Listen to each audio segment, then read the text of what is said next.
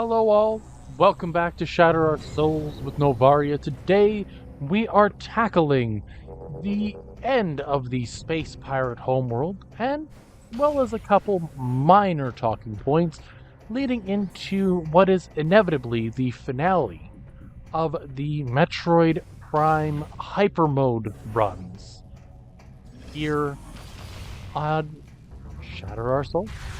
And I gotta say, it's one of those things that is somewhat bittersweet for me, first and foremost.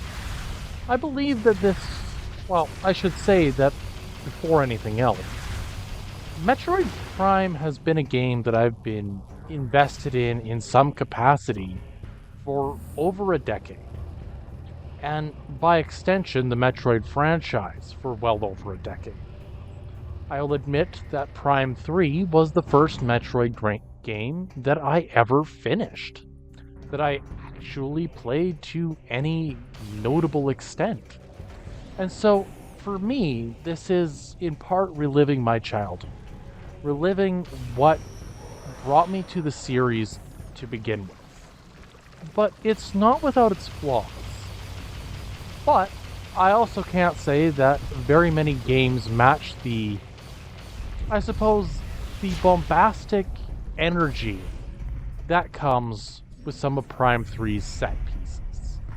Notably, this is one of them.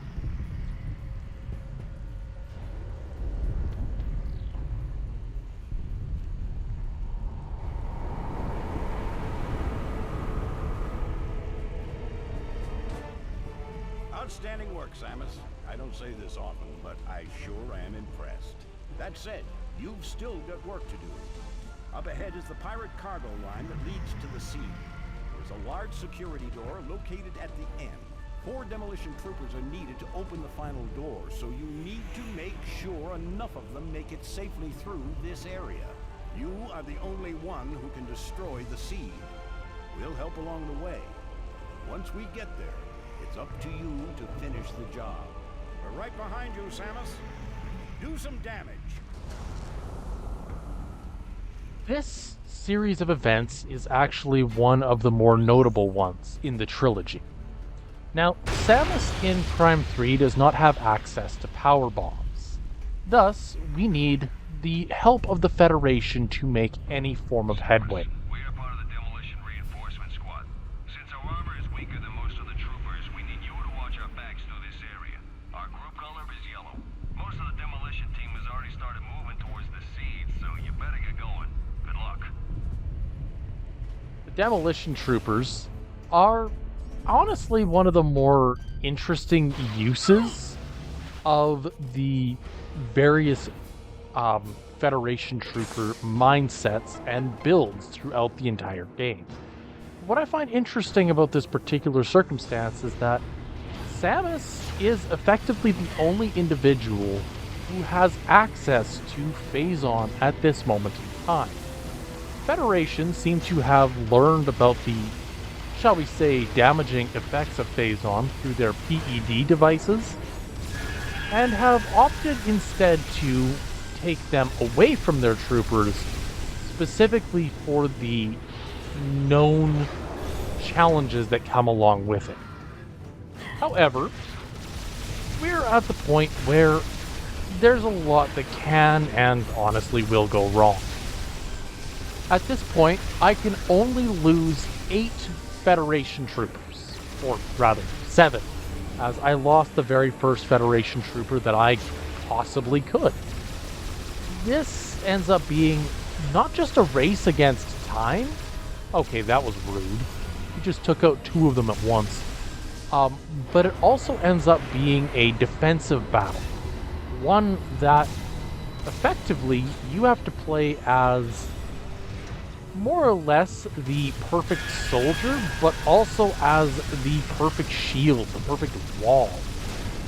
And this is a little bit easier as a result of what Hypermode does, effectively allowing Samus to be a defensive wall and not take damage from most sources. But it also does something a little bit unique in that Samus herself, because she is such a perfect defensive wall, this sequence is less about how good you are at the game and more about positioning and maintaining adequate planning throughout this run. And to be honest, this section was one of the sections in the game that, from the moment I started, was one I felt was going to be unique, challenging, or at least played with the idea of the Hypermode system a lot more than some others would. And I think this is a fair statement to make about this section, as Prime 3, for the most part, ends up being a press plus to win. You go into hyper mode and you deal enough damage to actually fight off enemies. It ends up being a one-size-fits-all strategy.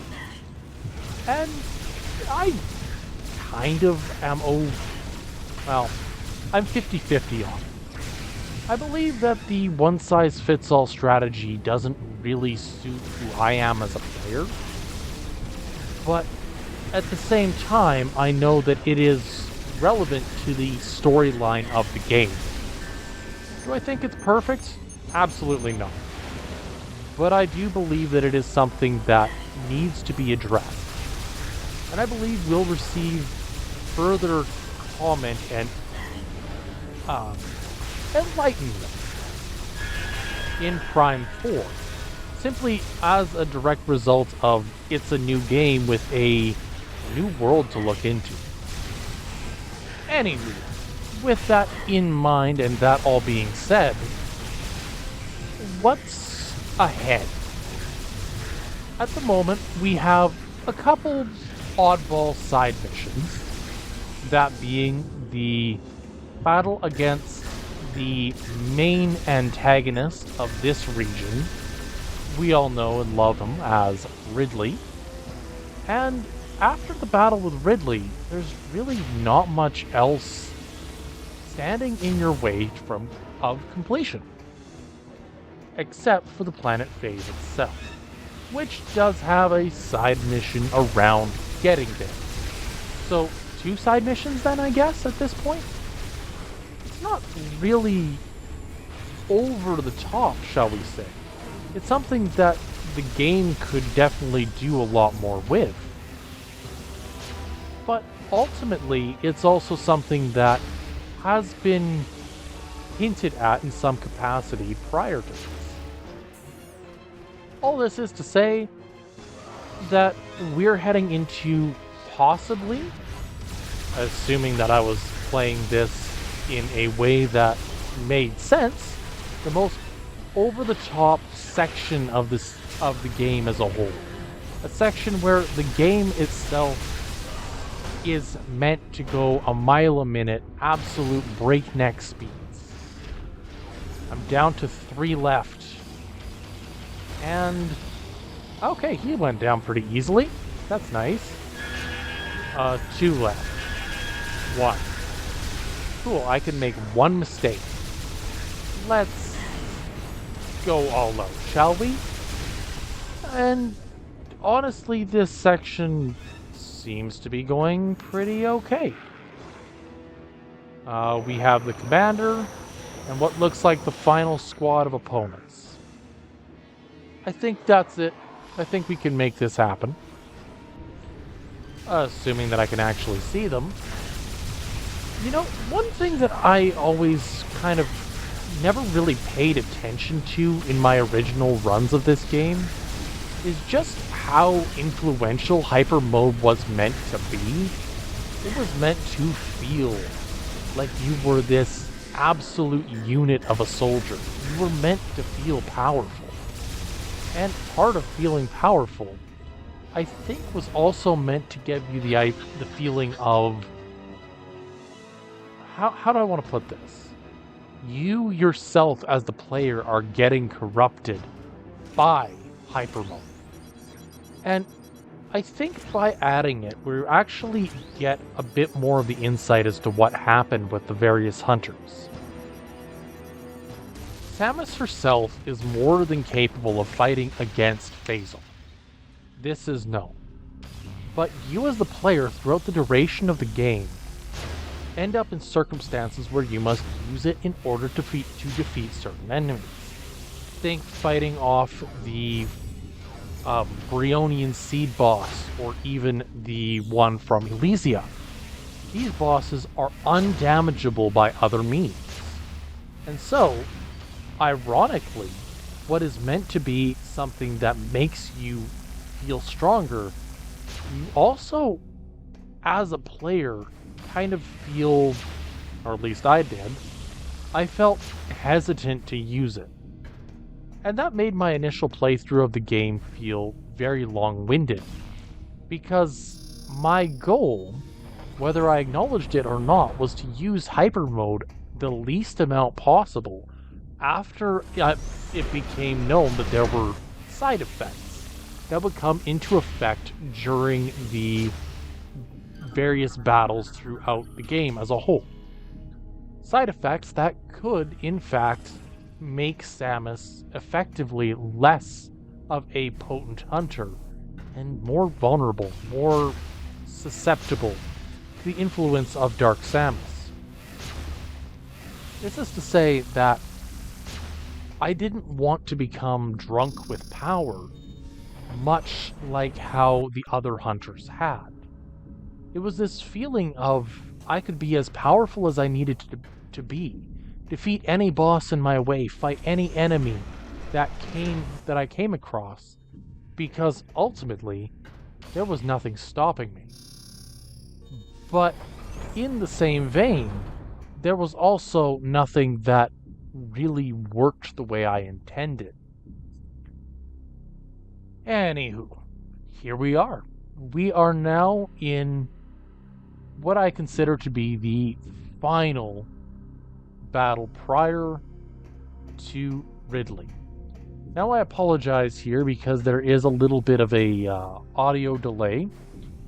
I can't really fix that very well. Unfortunately, it was an issue with the encoding of the original video. But here we are. The main goal at the moment is to fight this lovely mini-boss, the red one. And immediately we're going to run into a huge issue. The red mini-boss guy can pretty much only be hurt by Hypermode, or at least it's very limited damage done by other sources. And I am also going to be dealing an exceptional amount of damage just from existing. This is kind of going to be a problem for the foreseeable future for a moment. Just until the end of this battle. All said and done, however, I think that this commander has caused enough issues throughout the entire run that it's time to put this particular guy in his place. And so, here we go. One, I suppose, question I have that remains regarding the Phazon collection and the choices that were made throughout the game to accommodate it are just how Samus actually functioned as a character during these moments. Samus was, for all intents and purposes, a relatively powerful entity, always has been. And the necessity of needing to use Phazon-based weaponry through the form of the Hypermode blasts, to me is incongruent with Samus's raw power. But ironically, it was hinted at even as early as Prime 1 that there was a necessity for Hypermode, because the only damage that could be done to high-end enemies was none other than Hypermode Blast. It was the only thing that could defeat the Metroid Prime. And by extension, the only thing that could defeat Dark Samus. The only thing that could effectively beat these entities of incredible strength was an equal. not just an equal, but overloading your opponent with the power that they so sought.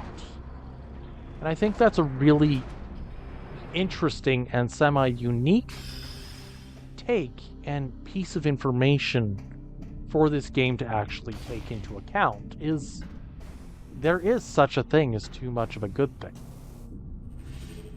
Anywho, here we are, and we're gonna make the final jump to battle Ridley here in the near future.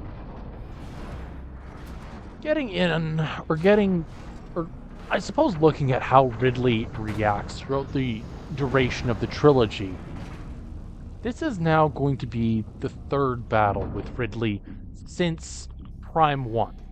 The fourth battle since the original Metroid. This is a really huge piece of information because effectively you fight Ridley as original Ridley once.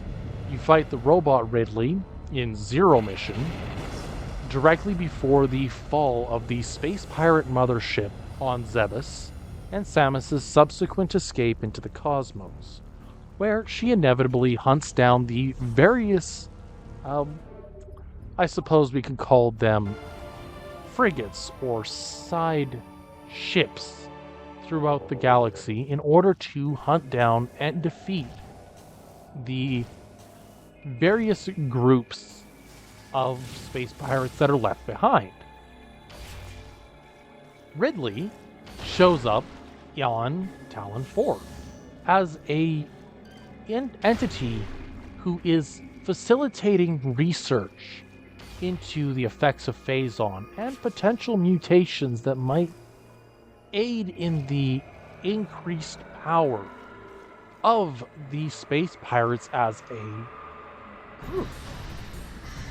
But what's interesting about this situation is that Ridley in the first battle against him is just the purple dragon. Your second battle with Ridley is Meta Ridley, which was put back together aboard the frigate Orphan. Your third is a Phazon corrupted version of Meta Ridley as you are falling down a, 12,000 foot shaft?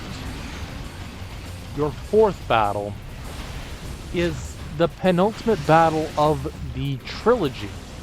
The last time you will ever face this entity in 3D, for now, Omega Ridley.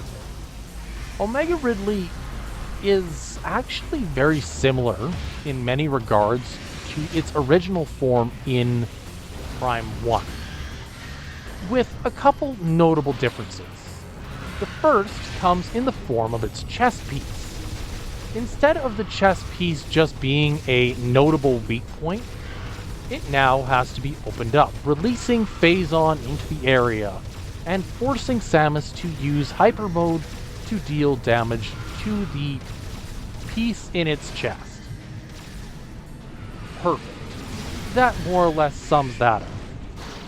But there is a little bit more to this, I suppose, situation than what lies on the page.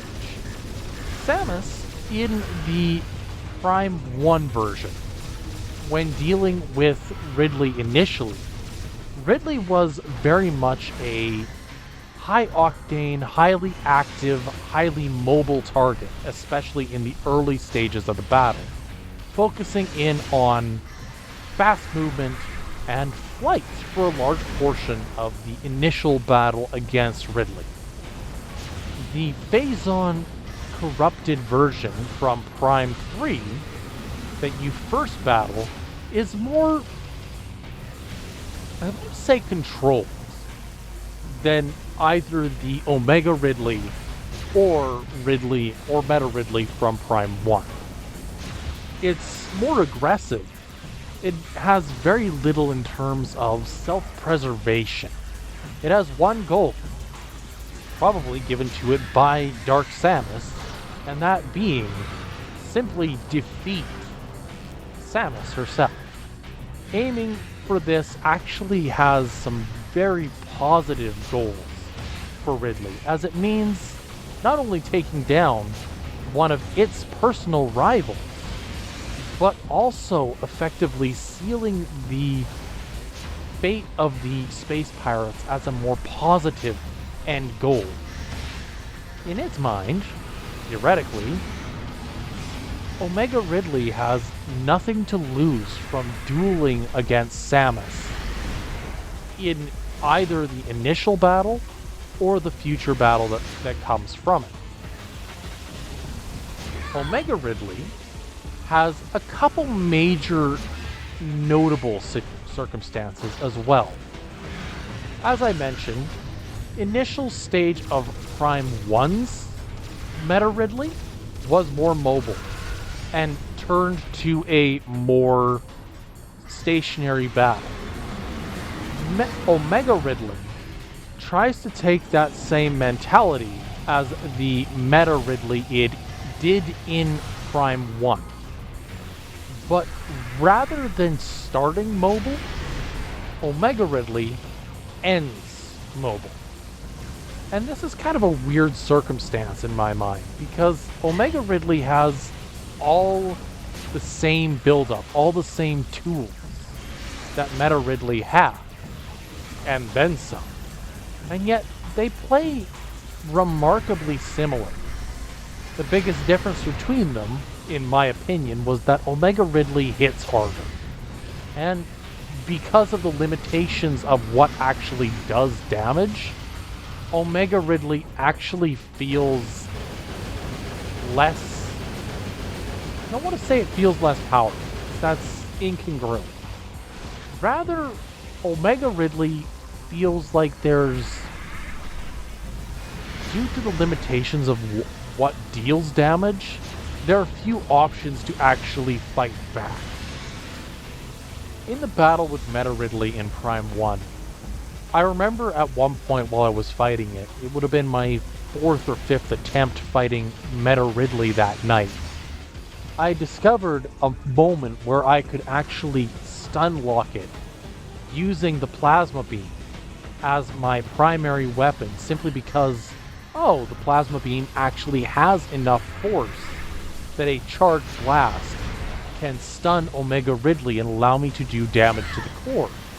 Effectively meaning I have a infinite loop on my hand that I can use to fight Meta Ridley as long as necessary. I can outlast Omega Ridley, or Meta Ridley. Yeah, words are hard tonight. Omega Ridley has no such circumstance. In my mind, Omega Ridley has always been more potent and powerful, more dangerous, and just in general, a harder target to fight as a result of not having those options. Effectively, missiles aren't going to do much because Prime 3's missile system, in my mind, doesn't work as well as Prime 1 or 2's did. Prime 1 was always, if you watched how I played the game, I focused very heavily on the power beam and super missiles because that's what worked for me. I found the damage output of the Prime 1 super missiles to be far superior to most other forms of damage.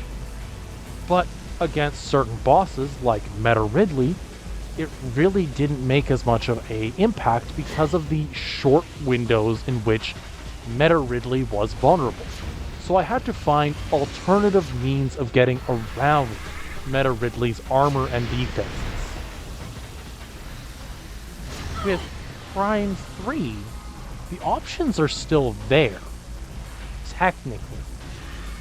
But it always felt like what I would gain from using certain tools and certain weapons never really made as much sense.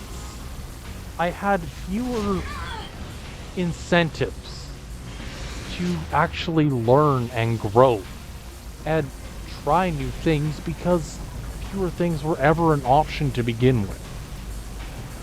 So in that regard, I think that Prime 3 is actually somewhat flawed in the combat scenario. Not that not that anything is perfect. Only that 1 and 2 gave rise to a lot more creativity and ingenuity in battle, or at least provided more opportunities to flex that muscle that's between my ears.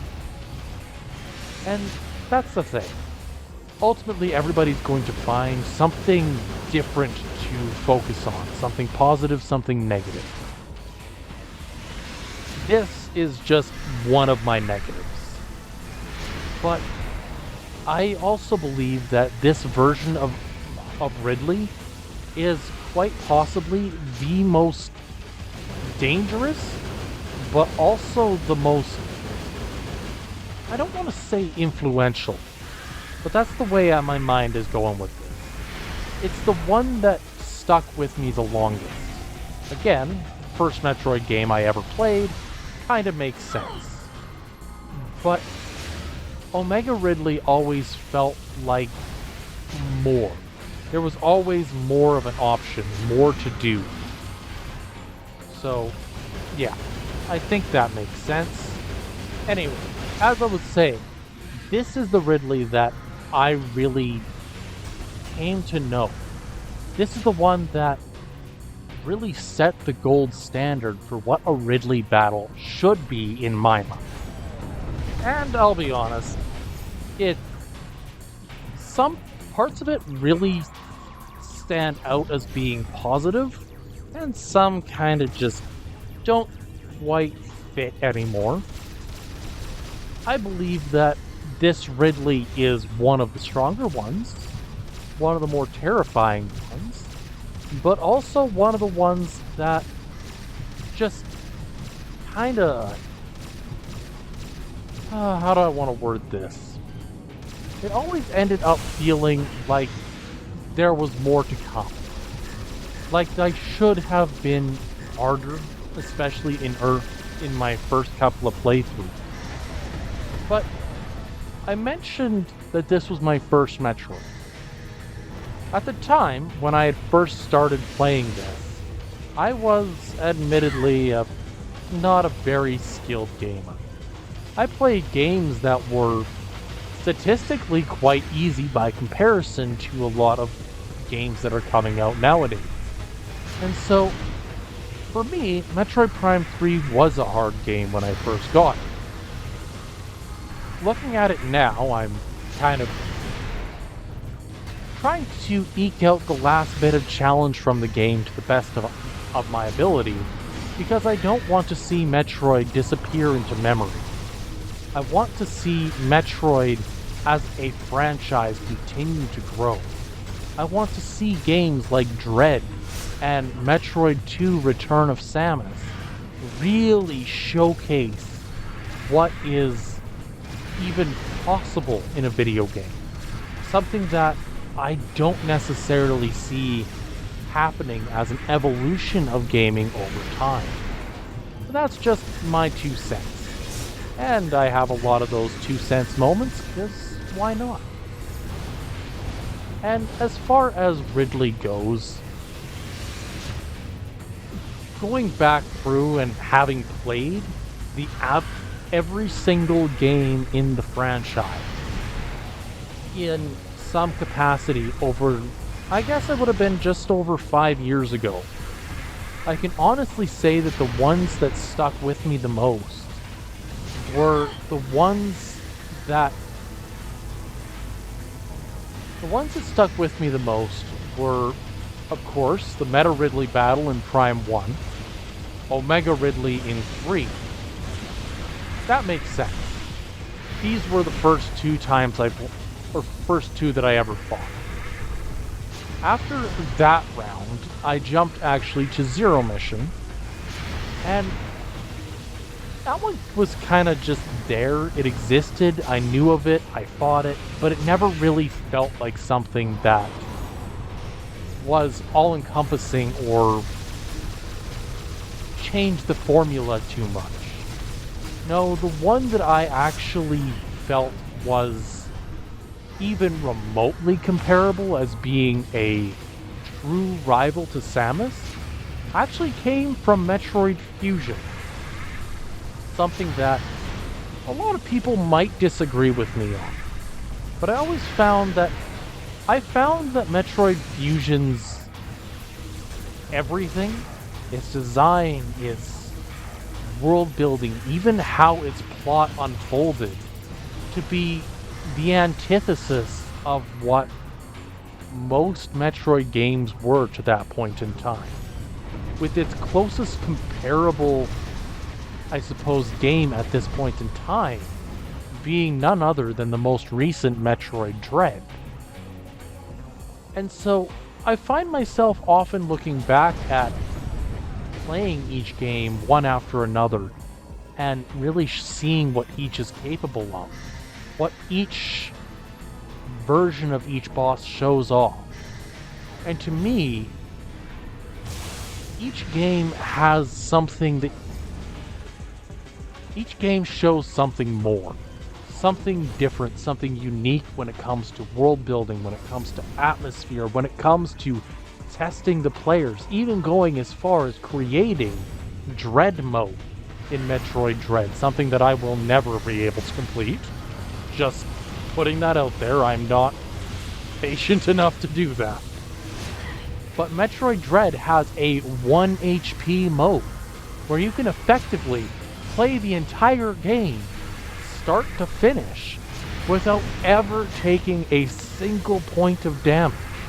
And that, to me, as a player of numerous games across 20-odd years, 25 years, hoopty, I personally cannot actually fathom beating a game half as difficult as Metroid Dread with a single point of health. Don't get me wrong, there are people who can do it. Those people are far more patient and far better gamers than I will ever be. But getting, I suppose, back to Omega Ridley, one thing I found with battling Omega Ridley, and something I'm pretty sure you're noticing at this point, as we've been going at it for now 15 minutes, battling just Omega Ridley, is that Omega Ridley has this, he almost seems to drag out the battle the longer you play against him. And it is something I noticed a little bit when playing in Metroid Prime 1, was that there was this sort of hesitation in the bosses, that some of them overstayed their welcome just on the basis of that's what the bosses were there for. Omega Ridley follows suit with being an incredibly powerful enemy that, again, does admittedly overstay its welcome in Hypermode. And the thing with it is that I don't really see many ways they could alleviate this. The problem with a lot of difficulty modes in video games is that most of the time there's only 2 to 3 options that are approached when creating a difficulty mode. When you look at the difficulty of old N64 games, a lot of them just had, you play the game. Enjoy, here you go, this is what you get. You want something harder? We'll find you another game. When difficulty options started to become really mainstream, it more or less boiled down to, you play the game with a specific set of challenges, or a specific set of rules. You don't like it? Here's a new set of rules. We've upped the amount of health the enemies have, meaning the amount of damage that they will take, and we have reduced the amount of damage that you, the player, will be able to take prior to your fall, or to you falling.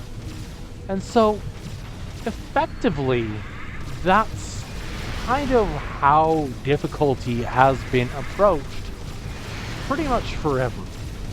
Certain games take a more dynamic approach, looking at GoldenEye 007 for the N64, for example, which not only increased enemy attack, defenses, etc., but also took the opportunity to increase the number of objectives that needed to be completed between A, B, C, and D throughout the game.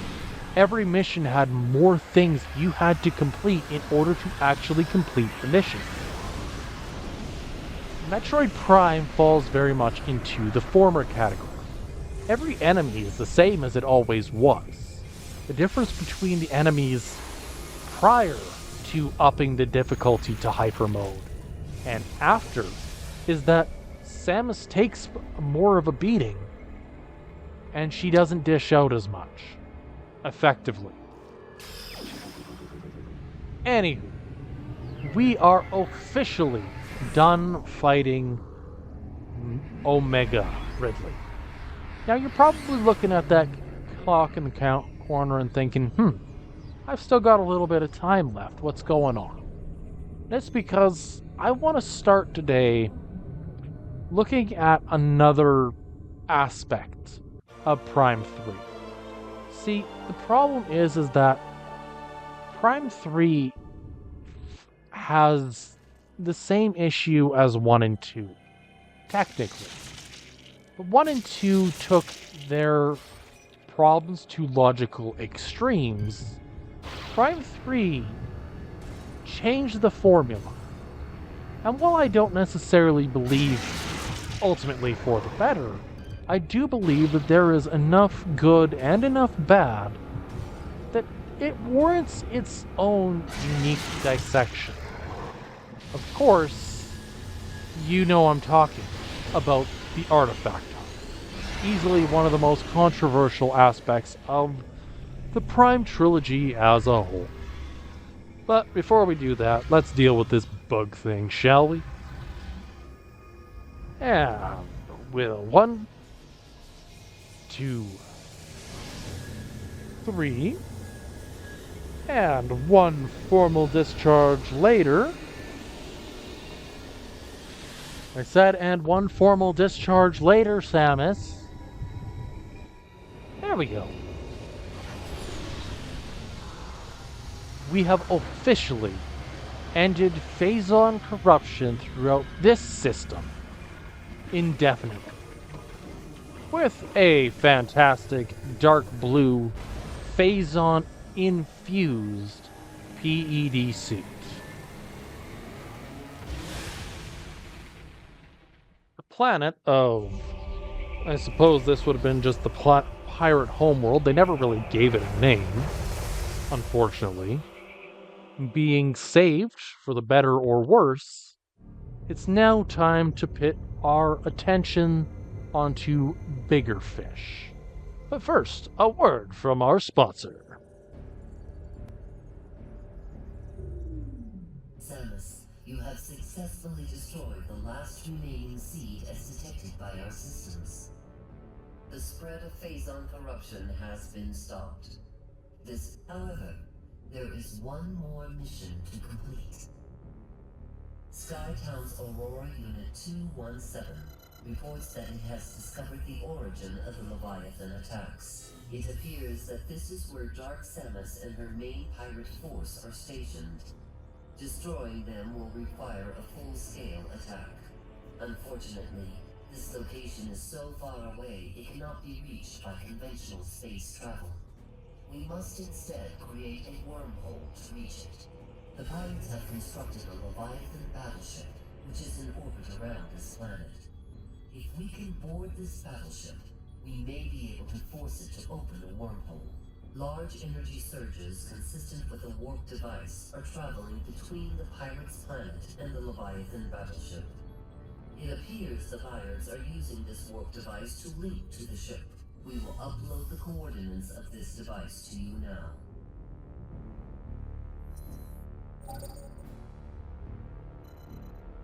Alright, so, short version is, we have to get to Planet Phase.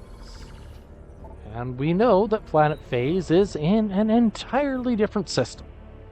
The only way to get to it is to warp to it. But I am also of the mindset that this is the one and only Metroid that I probably will never actually fight the final boss without 100% completion.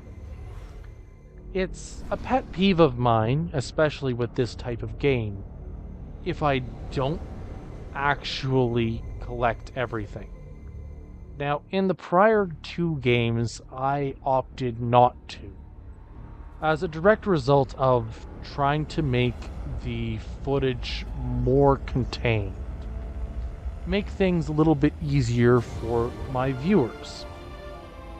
And so, I felt it best to ignore my instincts for a couple. However, the beautiful thing about the discussion that I'm bringing up today is that the artifact hunt in Prime 3 is notably more streamlined than in the prior 2. In Prime 1, you had access to what is effectively a endless, or not an endless supply, but you get a series of hints handed to you at the beginning of the game.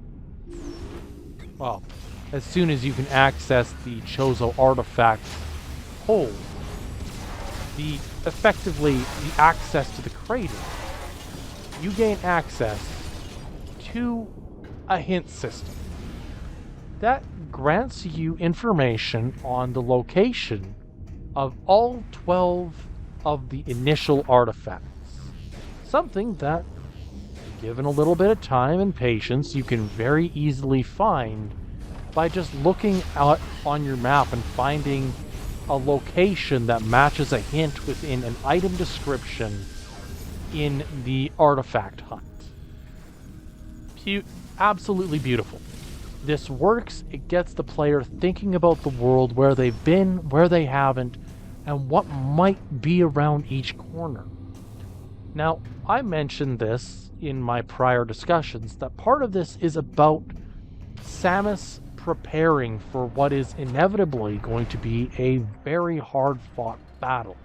Something that, unfortunately, due to the nature of Metroid Prime as a whole, ends up being a little bit underwhelming at times, fighting the Metroid Prime itself. But the thing is that you go through this artifact hunt 3 separate times. The first time is point A to point B. You find the artifact, or you find the artifact hold, you get the hint, you find the artifacts, you bring them back, you begin the final boss gauntlet. Prime 2 looks at that same mentality and chooses to approach it in a vastly different way. You, the player, are introduced to the artifact hunt about halfway through the game. But ironically, over half of the artifacts in the game are hidden behind walls that can only be breached after you complete I guess it would have been the all except the final boss of the game, effectively meaning that while they gave you the option to keep an eye out for it early, they didn't really open it up to the player to actually find anything early. This is kind of the first major issue I have with Prime 2's artifact hunt. But the intent of the artifact hunts was always to allow the player the time and opportunity to go back through the game as a fully realized hunter and really dive into the world itself, finding every little nook and cranny. That is what it was designed for. Prime 3, however, takes a different approach. And it's an approach that I don't necessarily agree with. This approach, of course, is based on this observatory, a centralized location that allows Samus to be able to go, or rather collect, data on every area of the universe rather seamlessly. The first, I suppose, instance of being able to do this shows up here early on. This allows you to Samus, we have received new data from AU-217. A planet was detected at the epicenter from where the Leviathan telemetry originated. We have named this planet Phase.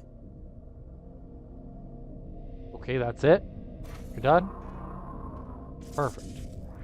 The observatory here allows me, or rather allows Samus, to gather intelligence on every major location in the game, starting with Norian, ending with the pirate homeworld, and still finds a little time left over to talk about Talon 4, Aether, and the missing Federation ship. All of these locations are important in the grand scheme of things, but it means that during an age where the internet was more common, where getting information was a click away, the developers opted for a solution that, I suppose, in a way broke the conventions of what they aimed for in earlier games. It became less about discovery and more about simply finding the path. Some might say this is a good thing. I personally believe that having this as an option is a good thing for Metroid, because it effectively means that instead of looking it up and trying to find a solution online, I'm given a location but not the solution. Effectively, it means that I have the tools at my disposal in order to truly get and collect everything that Metroid Prime 3 has to offer, without ever looking at outside sources of information. This is good. This is something that is expected in the internet age. But it is also something that I personally believe we could have done without. So, well, how do I want to word this? Its existence is there and is good, for the time it was and for the accessibility of the game, to ensure that anybody who played the game would have the necessary tools and abilities to be able to finish the game. This is important. But what got missed, what the game loses, is often, in my opinion, worth a little bit more than what it gains. It gains accessibility, but it loses adventure. It loses that exploration. It loses that drive to find every little piece, every little detail of the world. And yes, absolutely, I am using it because it's there. But I ask this simple question. If I'm using it because it's there, and have done so every time I have played the game, then is it something that perhaps for a game designed around the idea of an adventure, we should have left aside? This is a question that I've had numerous times, something that I question every time I pick up the controller to play this game. Every time I reach the end game artifact. And in 1 and 2, the answer was just figure it out. Use the tools you have. Find the lore, find the missing troopers, and work around the tools that you have to make things work. And that's fine. Prime 3 has those same tools. It even has an abundant hint system on the GFS Valhalla of a similar nature to what you would find in Prime 3 or in Prime 1 and 2. Great. But what it gains, it loses. But I also have to make the argument that they did something that was done unironically in other games in the franchise. Multiple games prior. This, of course, being not Prime. Think of, what is it? I suppose it would have been Zero Mission and Fusion. Both had a similar style hint system, where effectively you didn't necessarily need the hint system to complete the game. It was never a necessity. But every time you completed a room and got to a certain point, it would let the player know whether or not there was an item hidden in that room with either a dot or a circle. Effectively, you know there's an item there. The question isn't if, but where. And how do you get it? You gain access to the lock, but you don't always have the key. And that's, I think, where they were going with that hint system. Prime 3 just, I don't know. To me, it went overboard. Because your final locks get 7 different. Let's not exaggerate. There are a minimum of 2 different ways to find the information that gives you the keys to the kingdom for the final battle. But in doing so, take away a lot more that Prime had to offer. Now, reality is that Prime 3's final section is subject to its time. It's one of those things that is never going to please everybody. And I know this. But perhaps, if you will join me along the journey of the Collectathon over the next couple weeks, as we prepare for the final duel against Dark Samus, we might just find a couple nuggets of information, something that will really set Metroid Prime 3 apart from its predecessors. If you like what you see, drop a like, leave a subscribe, and we'll catch you next time. Until then, have a good one.